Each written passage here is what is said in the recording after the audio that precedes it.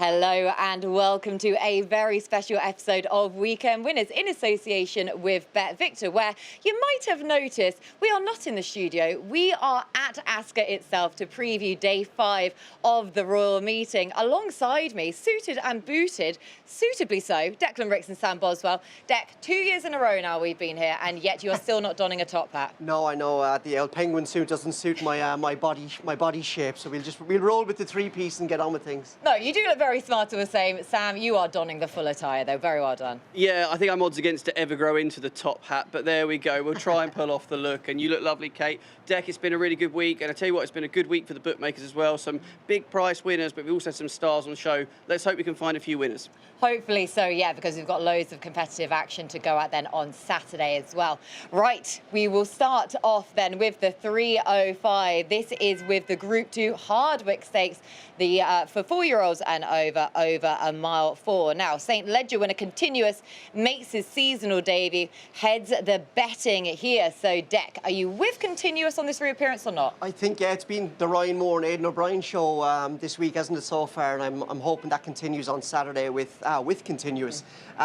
He just put together a lovely little CV last year. You know, he's placed in the Dante, placed here in the King Edward, bolted up in the Great Voltager, bolted up in the Ledger, and then obviously he ran a lovely race to be 5th in the Arc this day, as we can see here. You know, I went back and I watched the Ledger again last night.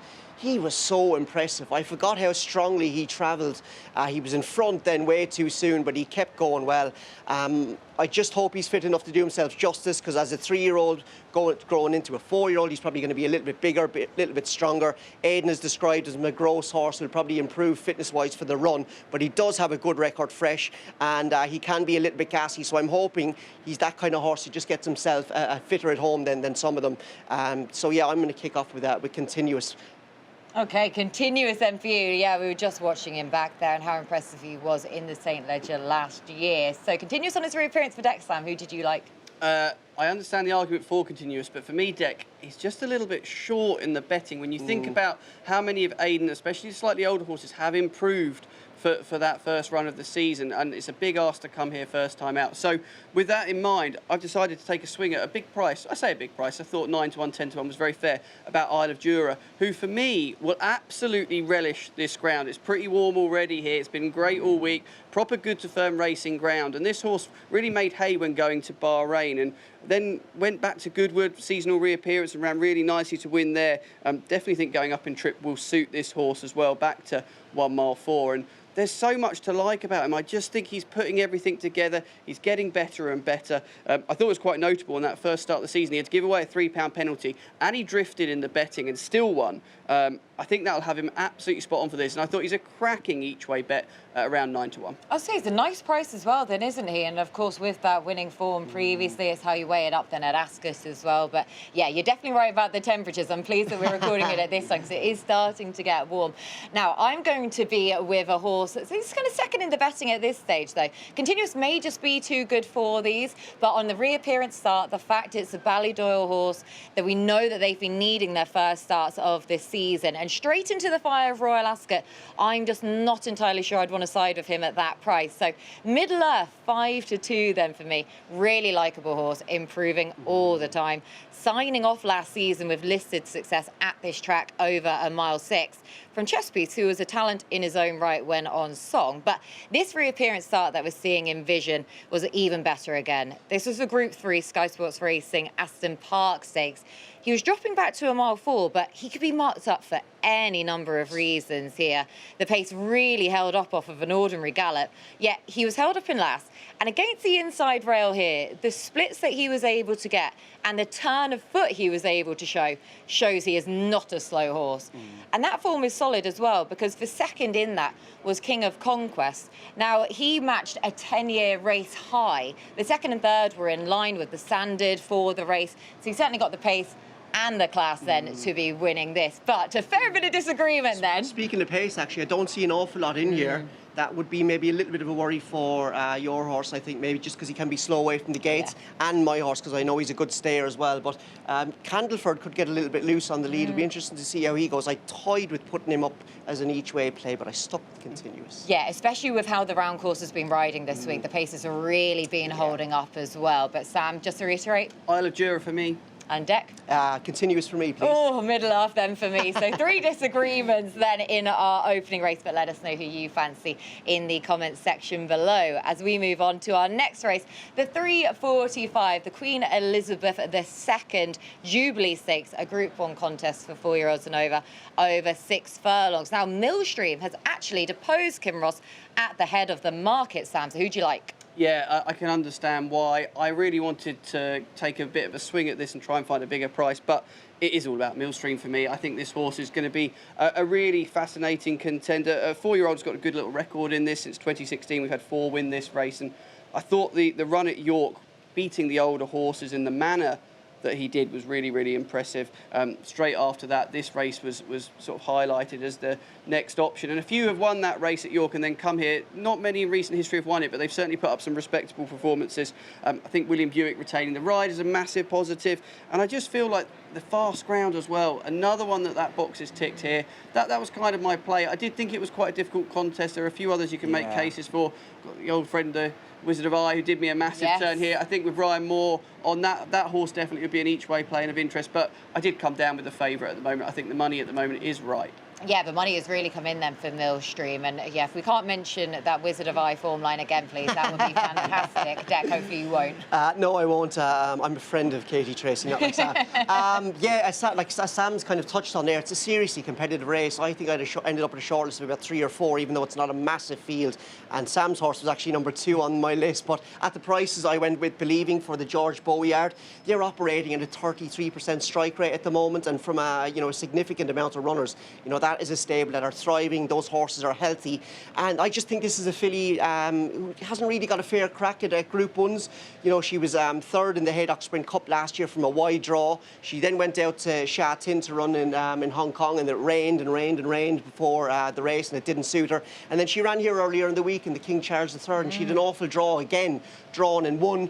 And I thought the very early in the race didn't set up well for her. She was kind of out on the wing before she tucked in, and then she had to challenge late out on a wing, and that's just never ideal. And I think to win these big sprints you need a perfect setup, and especially in a race like this where so many have got chances. But I think finally the draw has come in her favour. I think you want to be drawn middle to or low to middle will be ideal. I think horses drawn very high here could struggle, and she's got a wonderful attitude. I just hope that she comes out of that race well and puts her best foot forward, and if she does get into a battle, I know she will put her head down. She's got a wonderful attitude. She really does. Like I say, the quick turner, I thought she was coming there to win the King Charles III Stakes. I'm going to be siding with Mitt Bahi. I put him up, of course, anti-post then for this race. I've been singing this horse's praises for a long time. Now, of course, we know the sprinting division in this country isn't fantastic. We saw Asphora being able to take full advantage of that in the King Charles III Stakes, but I just have a few doubts about some of these rivals. Kinross, he wants the 7 furlongs, not enough juice in the ground for him, and his reappearance start. Millstream was good last time out, but I slightly doubt that form. And Mitt Bahi, I just think is solid. 3 starts so far for Charlie Hills, previously with Roger Varian, 8th of 17 in the Group 1 King's Stand last season, and we're seeing him gaining a listed success at Chester, signing off for that yard last year, the Varian yard. But he was right back in form last time out at the Curragh. That was a Group 2 Greenland Stakes. Marked up again for a number of reasons, missed the break, but at least he's proven himself over a stiff 6 furlongs. Would you believe he was 3rd on my list? And he was 3rd on my list. And I just thought I was worried about the form of the Charlie Hills yard. They're not running as well as they should be, and that went against them. So yeah, I'm throwing daggers at your selection. Who was second in the list then? Second to this was Sam's horse. Oh, yeah. there you Tricast nail. There we go. Exactly. Yeah, maybe a little combination tricast there. Some sort of agreement between the three of us. All of us saying that, for all that I've only made it to 3rd on your list for Mitt Bahi. But first on your list? First on my list is I Believe in Believing. Believe in Believing, Sam. And Millstream for me. Okay, again, we've disagreed there in our second race. We'll surely have a winner on the show this week with all the Surely, we're having enough darts in it, Yeah. so surely we will do. Now, before we move on to our next race, if you are enjoying the show, and of course, as ever, we hope that you are. A reminder to like and subscribe to the At The Races YouTube channel so you never miss an episode. Right, on to the 425 now, the Group 3 Jersey Stakes. 3-year-olds over 7 furlongs. Big field here. River Tiber heads the market for Aidan O'Brien and Ryan Moore at 11-8 deck. Yeah, I love this race. Outside of your Arcs and your Derbies and all those kind of races, this is my favourite race of the whole year. I love the Jersey Stakes. I love the 7 furlong trip as well. And it's competitive. I think it's more competitive than the market suggests. And I'm actually with the River Tiber form line, but I just don't understand the prices here. Task Force was ahead in front of River Tiber in the Middle Park Stakes at Newmarket last season, but you can get 11-8 River Tiber, or you can get 14-1 Task Force. To me, that's a no-brainer in terms of a value bet. Now, I know you can say River Tiber has come forward this season and run a lovely race in the Irish Guineas, but you know, Task Force didn't disgrace himself in the Guineas at Newmarket. And what I really loved there was after the race, Ross Ryan just said, I just think he's still a little bit weak. Now, he hasn't run since then, so I think he's had nearly the bones of 50 days to strengthen up. And if he has strengthened up, that is a big, big price for a horse with a big pedigree by Frankel out of a 1,000 guineas winner special duty, trained by a good man in Rafe Beckett, who was on the board here yesterday. I just think he's a value bet at the prices. So if the vibes are good about that horse, I just cannot see him going off 14-1. Yeah, 14-1, a big price in what looks probably a more open race in the betting's necessarily suggesting, Sam, because it is dominated by River Tiber and Hartum at this stage. Yeah, and I'm delighted Hartum's in here because I want to be a River Tiber, so it means that I'm getting a bigger price because of his presence here. I want to take Hartum on personally. I don't think the step back down to 7 is something that I want to see for the horse. I feel like he'd be better to stay at the mile. But I thought River Tiber, just that defeat when you go back through it, and we're watching him win here, aren't we, at Royal Ascot last year, and I just really like this horse. I feel like, again, we've mentioned it on the show all through the season, that Aidan's, that first run to their second run is significant improvement. The gap to Hartum in that Irish Guineas wasn't a significant proportion. I definitely think he can turn it round back over a shorter trip. There's so much to like about him.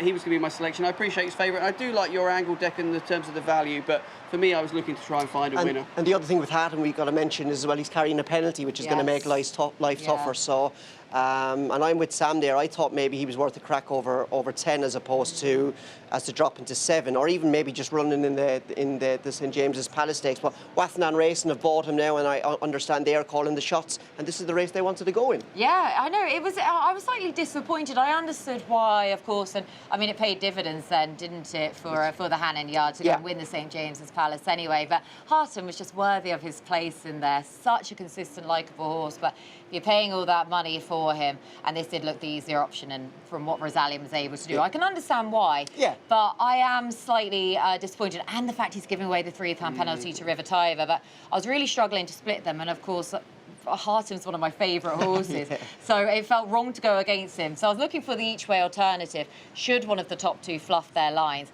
and the bigger prices about the remainder to fill out third place at worst. And trying to look for that 7 furlong specialist. You both know what I'm like with these 7 furlong horses.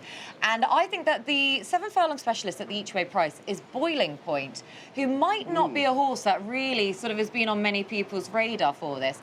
Only once has he not run over the mile. Now, admittedly, on that occasion, he was overturned as a short price favourite, 5-6. But that was just his second ever start over a mile in a maiden then. But both of his career wins have come at 7 furlongs, including last time out, Newmarket listed race. And for all he's by too darn hot, a good to firm ground seems to see him to his best effect. So he's been saved for this. A stiff 7 furlongs right up his street. I know he's got enough to find on figures, but I thought Boiling Point each way might just be the way to go. You're getting a price about it, aren't you? I know, exactly. A price as well then about it. So yeah, nice enough price then for me. Dex. Yeah, I'm with Task Force. I just think he's way overpriced, especially if he's had a good preparation. Yeah, and Sam? River Tiber to give Aidan and Ryan another winner. Yeah, another one after some memorable days then for the team, of course. Again, let us know who you fancy for the jersey in the comments section below. Now we move on to the 505, the Wokingham Stakes, a heritage handicap. Easy 0 one. to 110, 3-year-olds and over 6 furlongs. So yeah, easy one for us. 15 to 2 the field. Archie Watson, Holly won this 12 months ago. They team up with that aforementioned favourite, Al Bashir, Sam. Yeah, they do. It's actually towards the head of the betting that I'll be going, and I need to, having dismissed Harton, put my Wathnan pyjamas back on because Dark Trooper, for me, I thought was a really intriguing runner. This horse was incredibly progressive in handicaps when with Ed Walker, went from a mark of 84 to about a mark of 101 before moving to France, and we're seeing the Shergar Cup run back here, and actually this is a really smart piece of form, and I know people can be a little bit dismissive of Shergar Cup races, but it did throw up quite an interesting form line, and I just felt that had a recent run at St. Cloud, which definitely was a step back in the right direction, having been in Qatar for the winter, where I think it was a shade disappointing, but arrives here for a team that are determined to have winners at the meeting. And I just feel like with the Ascot form as well, there's so much to like about this horse. Around 9-1, we've seen some really interesting moves in the betting. Who knows, you might end up getting about 16ths. I think he'll shorten though, personally, and I think he'll possibly go off favourite. Yeah, in the Wathnan PJs. That's all I heard from that, though. Again, I struggle to get that image out of my head. But Dec, you've been donning many a mascot PJ theme. Yeah, then, for the last few weeks. I'm going to go for a friend of the show in Lethal Levi, who I think we were here. I think we were here this day last year, and did we not all plump for Lethal Levi? We very much did, all three of us. All At three. 20-1. Yeah, so I'm back on the train, lads, and I just think the blinkers could be really interesting. There's 2 points I'd like to make. I think blinkers, this is him winning at Newbury last time in a pair of first-time blinkers, and that just could sharpen his mind up, and he's got course form here at Ascot. He likes fast ground, and he's run over 7, and he's kind of got that high cruising, galloping nature late, which I think is suited to straight track racing. And the other thing as well, we did a stable tour for our BetVictor sponsored Royal Ascot site, and we did a stable tour with Carl Burke, and he just said since that race where the blinkers went on, his work has actually improved. So the blinkers could really be the making of him. And then the final point I'll make is obviously it's hugely competitive, but I thought middle to low was where you wanted to be pace-wise.